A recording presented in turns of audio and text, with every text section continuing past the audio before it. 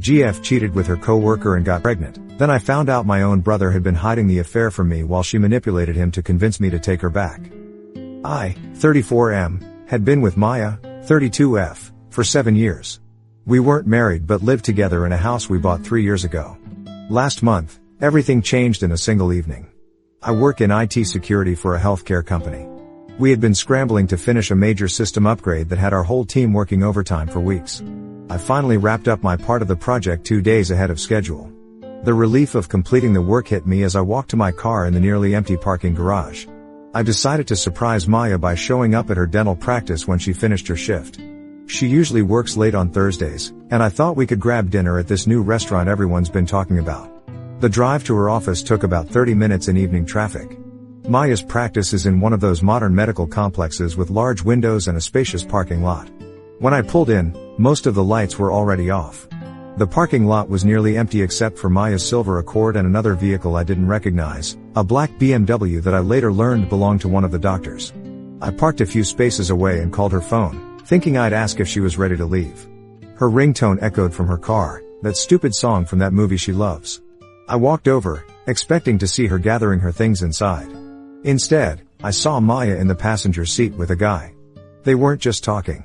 His hand was up her shirt, and they were kissing like teenagers. My stomach dropped to my feet. I stood there for a good 10 seconds before she noticed me. Her eyes went wide, and she practically shoved the guy away. The guy turned around, and I recognized him immediately. It was Dr. Rodriguez, the orthodontist who joined the practice last year. I'd met him at their office Christmas party. He'd brought his very pregnant wife along, and we'd spent 20 minutes talking about his plans to build a nursery. He'd shown me pictures of the crib he'd assembled and the mural his sister had painted on the wall. Maya scrambled out of the car, fixing her clothes. Her blouse was buttoned wrong, and her lipstick was smeared across her mouth. Dr. Rodriguez just sat there, looking like he'd seen a ghost. I didn't wait for explanations. I turned around, got in my car, and drove away while Maya chased after me, yelling my name. In my rearview mirror, I saw her standing in the middle of the parking lot, arms waving frantically as I turned onto the main road. I drove without any destination in mind. The digital clock on my dashboard read 7:42 when I left the parking lot. When I finally stopped, it was nearly midnight, and I had put almost 150 miles on my car. Eventually, I ended up at a 24-hour diner 50 miles outside the city. I ordered coffee and sat in a booth until sunrise, watching truckers come and go. My phone had over 40 missed calls and dozens of texts from Maya. I turned it off and shoved it in my glove compartment. When I finally went home the next day, Maya was waiting. She sat on the front steps of our house, still wearing yesterday's clothes. Her eyes were puffy, mascara smeared down her cheeks. She jumped up when I pulled into the driveway and tried to hug me, but I stepped back. She claimed it was just a mistake and only happened a few times. As if that made it better. I walked past her into the house and started packing some clothes while she followed me around, begging me to talk it out. "Please, just listen to me," she kept saying, standing in the bedroom doorway as I stuffed clothes into a duffel bag. It didn't mean anything. It was stupid. I was stupid. I grabbed my toiletries from the bathroom, my laptop from the office, and a few other essentials. Maya blocked the front door, asking where I was going, when I'd be back, if we could just talk about this like adults. I walked out the side door instead. I crashed at my friend Jake's place for a week. I told him I needed space from Maya but didn't explain why. He didn't press for details, just cleared off his couch and handed me a spare key. I went to work, came back to his apartment, and stared at the ceiling until morning. Maya kept showing up at my office, leaving voicemails, sending emails. My coworkers started giving me weird looks. My boss pulled me aside and asked if everything was okay at home. I told him Maya and I were having problems and left it at that. After a week, my older brother Tim called. Tim is 3 years older than me and works as a physical therapist in the same city. We've always been close, even though he can be a judgmental prick sometimes. He said Maya had contacted him, told him everything, and asked him to convince me to come home. Tim suggested I stay at our parents' house for a while. They were on a 3-week cruise celebrating their 40th anniversary, so the place would be empty. I agreed. Jake's couch was killing my back, and I needed somewhere to think. When I arrived at my parents' house, Tim was waiting with a 6-pack of the craft beer he knows I like. We sat on the porch without talking much, watching the sunset fade into darkness. After my second beer, he asked if I was planning to work things out with Maya. I told him I was done. 7 years gone just like that. Tim nodded and said he understood, but then suggested I should at least hear Maya out. People make mistakes, he said. Relationships take work. Everyone deserves a second chance sometimes. His response surprised me. Tim had always been the hard-ass of the family. When his college girlfriend cheated on him, he cut her off completely, changed his phone number, blocked her on social media, even switched classes to avoid seeing her. He always said cheating was the one thing he could never forgive. Now he was telling me to consider forgiving Maya? It didn't make sense. I finished my beer and stood up. I need to get some sleep, I said, cutting him off mid-sentence about how relationships take work. Tim watched me walk to the door, then called after me. Just think about what I said. Don't throw away 7 years without at least talking to her. I closed the door without responding. The next day I called a lawyer to discuss selling the house. Maya and I weren't married, but we'd need to figure out who got what. The lawyer suggested mediation instead of litigation if possible. I agreed to think about it. Tim came over again that evening with takeout from my favorite Thai place. He kept bringing up Maya, saying she was truly sorry and devastated. He mentioned how long we'd been together, how much history we had. He pointed out that I had once forgiven him for wrecking my car in college, and wasn't this just another mistake that could be moved past? I asked Tim straight up why he was pushing this so hard. He shrugged and mumbled something about second chances. I dropped it, but his behavior kept nagging at me. A few days later, Tim stopped by to drop off some groceries and stayed to watch a basketball game. When he headed out to grab us some takeout, he left his laptop on the coffee table. My own laptop was acting up and I had an urgent work email to send, so I asked if I could borrow his. Sure, whatever you need, he said, tossing me the password before leaving. I opened his browser to access my email account when a notification popped up, a text from Maya. I shouldn't have looked, but I clicked on it. What I found made my blood boil. Tim and Maya had been texting for weeks, not just since I found out about the affair, but before. 6 weeks ago, one of Tim's friends had seen Maya and Dr. Rodriguez at a hotel bar on the other side of town. The friend took a picture and sent it to Tim. In the photo, Maya was sitting practically in Rodriguez's lap, his arm around her waist, her hand on his thigh. They were clearly not discussing dental practices. Instead of showing me the picture or telling me what was going on, Tim had confronted Maya directly. She admitted to sleeping with Rodriguez but swore to Tim it was just physical and didn't mean anything. She promised to end it and begged Tim not to tell me. And he agreed. For 6 fucking weeks, my own brother knew my girlfriend was cheating and said nothing. He watched me plan a weekend getaway with Maya. He helped me pick out an expensive necklace for her birthday. He sat across from us at Sunday dinners, watching us hold hands and talk about our future. All while knowing she was screwing around behind my back. But it got worse. After I caught Maya and moved out, she and Tim kept texting. She was manipulating him, using his guilt to get him to convince me to take her back.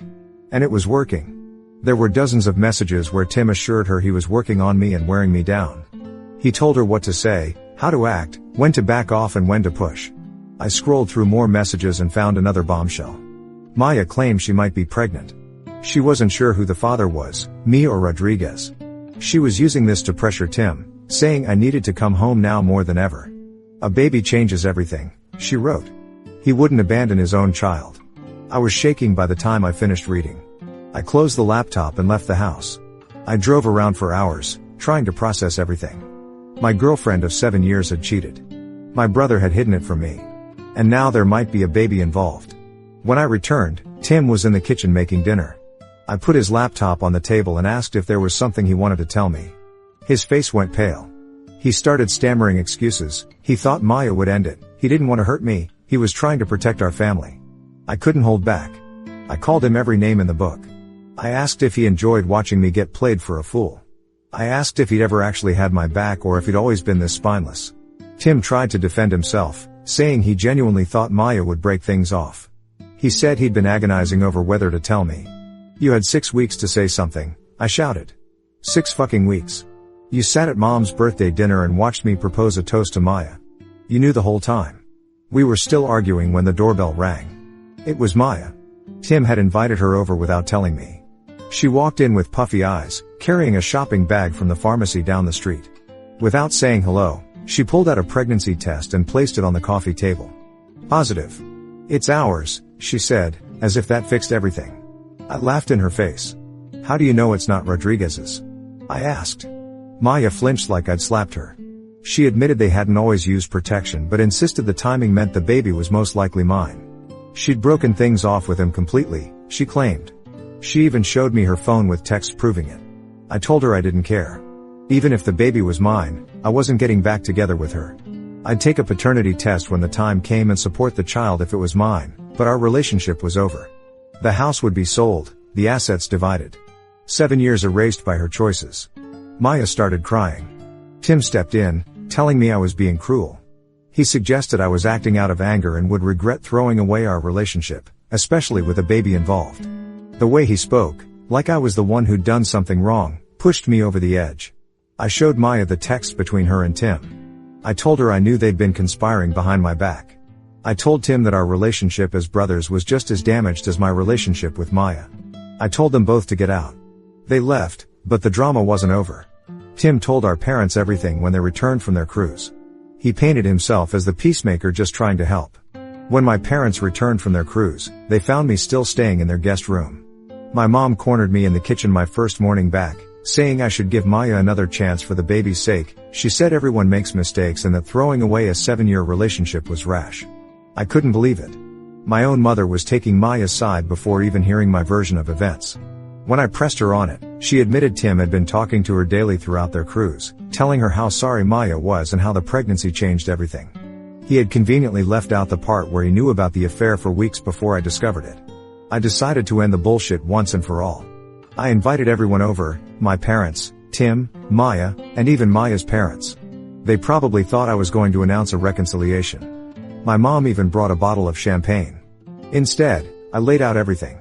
I showed them the texts between Tim and Maya from before and after I discovered the affair. I explained how Tim had known for weeks and said nothing. I showed them the picture Tim's friend had sent him, Maya practically in Rodriguez's lap at that hotel bar. I included the messages where Maya admitted the affair had been going on for months, not just a one-time mistake as she'd initially claimed to Tim. Maya's father, who had always treated me like a son, looked at her with such disappointment it was almost painful to watch. My dad went silent, the vein in his forehead pulsing the way it does when he's truly angry. My mom tried to defend her position at first, saying she just wanted what was best for the baby, but even she couldn't justify the deception when confronted with the evidence. Tim tried to paint himself as caught in the middle, just trying to do what was right for everyone. Maya's mother called bullshit on that. If you really cared about doing what was right, she told him, you would have told your brother the truth from the beginning. The meeting ended with Maya in tears, Tim sulking, and everyone else processing what they'd learned. Maya's parents apologized to me before they left. My dad pulled me aside and said he was proud of how I was handling things. My mom hugged me and apologized for not supporting me from the start. In the weeks that followed, I hired a lawyer and started the process of selling our house. Maya moved back with her parents temporarily.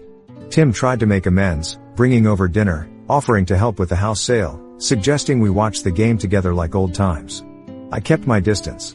I told him I needed time. I contacted Rodriguez's wife through social media and told her everything. She deserved to know the truth just as much as I did. I sent her the picture Tim's friend had taken and offered to speak with her if she wanted more details. She thanked me, though I suspect her world was crashing down just as mine had. I started looking for a new apartment, something closer to the office with no memories attached. Update, it's been months since my last post.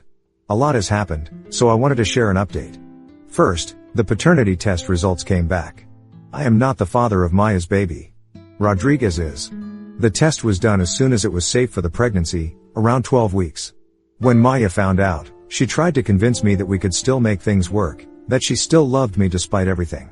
I declined. The house sold quickly, and we split the proceeds as agreed in the original purchase contract. I paid off my car and put the rest in savings. I've moved into a new apartment closer to work. It's smaller but feels more like home than the house ever did in those last months. I bought all new furniture, donated most of my old clothes, and started fresh. Rodriguez's wife divorced him and took him to the cleaners. She had apparently already suspected something was going on but lacked proof. My information gave her the leverage she needed in the divorce proceedings. She reached out to thank me again for telling her the truth. She's doing well, all things considered, and their baby is healthy. Maya and Rodriguez are not together. She tried to make it work with him after I made it clear we were done, but apparently, he wasn't interested in a relationship. He is, however, legally obligated to pay child support. Maya's parents are helping her raise the baby, who was born just last month. Maya still texts me occasionally. At first, she'd send long paragraphs about how much she missed me, how she'd made the biggest mistake of her life, how she thought about me every day. I never responded. Now she mostly sends updates about her life that I never asked for. I've considered blocking her number, but at this point, her messages don't affect me anymore. As for Tim, our relationship remains strained. He's apologized multiple times, but trust once broken isn't easily repaired. Tim stopped texting me about Maya after our confrontation. When we run into each other at family events, he keeps conversation to sports and work. He no longer brings up second chances or asks if I've heard from Maya. My mom, on the other hand, sends care packages to my new place every couple of weeks and calls regularly just to check in. Last week, she helped me pick out furniture for my apartment without once suggesting I should have kept the old stuff from the house. My dad has been solid throughout this whole mess. He calls once a week just to talk. No advice, no pressure, just checking in. He started inviting me on his fishing trips, something we haven't done together since I was in college. Last month, we spent a weekend at the lake where he taught me to fish as a kid. We talked about everything and nothing. He never once mentioned Maya or Tim unless I brought them up first. Looking back at everything that happened, I still don't regret my decision to end things with Maya. The pain and anger have faded over time, replaced by a strange kind of gratitude. I'm grateful I found out the truth before we got married or had kids together. So that's where things stand. Life goes on. Work is good. My new apartment is finally feeling like home. Update 2, it's been a year since everything happened, and I thought you all might appreciate another update. Maya's baby is now 6 months old. Rodriguez is paying child support but has minimal involvement in the child's life. According to mutual friends, he sees the baby once a month for a few hours. Maya occasionally sends me pictures of the baby, which I find strange given our history. I changed my number last month, so hopefully that's the end of that. The biggest news is about Tim. 3 months ago, he came over to my apartment unannounced. He was clearly nervous, fidgeting and avoiding eye contact. After some awkward small talk, he confessed something I never saw coming. He had been sleeping with Maya. Not recently, this happened years ago, before she and I moved in together. According to Tim, it was just a one-night stand after a party while I was away on a business trip. They both agreed it was a mistake and decided never to tell me. Tim claimed this was the real reason he didn't tell me about Maya and Rodriguez. He felt like a hypocrite calling out Maya for cheating when he had done something similar years before. I didn't yell or throw things like I might have months ago. I just sat there, letting this new betrayal wash over me. When Tim finished his confession, I asked him to leave. He tried to argue, saying we needed to talk this through, but I opened the door and waited until he walked out. I haven't spoken to him since, despite numerous attempts on his part to contact me. Our parents are aware something happened between us but don't know the details. Tim apparently hasn't had the courage to tell them what he did. At Thanksgiving, my mom seated us at opposite ends of the table. Tim tried to catch my eye throughout dinner, but I focused on my cousins and their kids instead. After dessert, he cornered me in the hallway, asking if we could talk. I told him there was nothing to say. He argued that it was just one mistake from years ago, that he'd been carrying the guilt all this time, that he deserved forgiveness. I walked away. My dad called the next day. He didn't press for details, just said that whatever happened between brothers should stay between brothers. He invited me fishing again, just the two of us. Out on the lake, with no one else around, I told him everything. About Tim and Maya years ago. My dad listened without interrupting. When I finished, he cast his line into the water and was quiet for a long time. Family is complicated, he finally said. You don't have to forgive him today or tomorrow. Maybe not ever. But don't let his mistakes poison your life going forward. I've been thinking about that a lot lately. If you enjoyed this story, don't forget to like, subscribe, and drop a comment. It really helps the channel grow. Thanks for listening to Hidden Thread Teller. See you in the next one.